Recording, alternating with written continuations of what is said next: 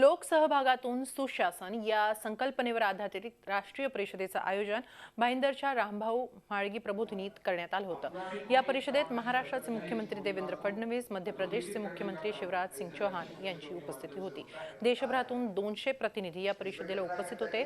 प्रबोधिनीच्या केशवसृष्टी भाईंदर येथील ज्ञान नैपुण्य केंद्रात ही 2 दिवसांची परिषद आयोजित करण्यात आली आहे। लोकसहभागाची बलस्थानं आणि संधी तसंच वंचित महिला व बालविकास, लोकसहभागातून ग्रामविकास, आरोग्य, रोजगार अशा विविध क्षेत्रातील यशोगाथांचं सादरीकरण या परिषदेत करण्यात येणार आहे। आजच्या कार्यक्रमात शिवराज सिंग चौहान जे मध्य प्रदेशचे मुख्यमंत्री आहेत, ज्यांनी अनेक प्रकारे उपक्रम विविध केले आहेत मध्य प्रदेशात जनसहभागिता वाढवण्याचे, हे या कार्यक्रमाचे मुख्य अतिथी म्हणून होते।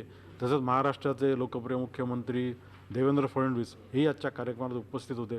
महाराष्ट्रात सुद्धा आपल्याला माहिती आहे की जलयुक्त शिवार नावाचा एक खूप मोठा प्रयोग जो सफल झालेला आहे। अशा प्रयोगात लोकांचा सहभाग वाढलेला आहे आणि त्याचं एक यशस्वी नियोजन महाराष्ट्राच्या मुख्यमंत्र्यांनी केलेलं आहे, त्यामुळे त्यांचाही सहभाग आम्ही या कार्यक्रमात घेतला। झी 24 तास रहा एक पाऊल पुढे।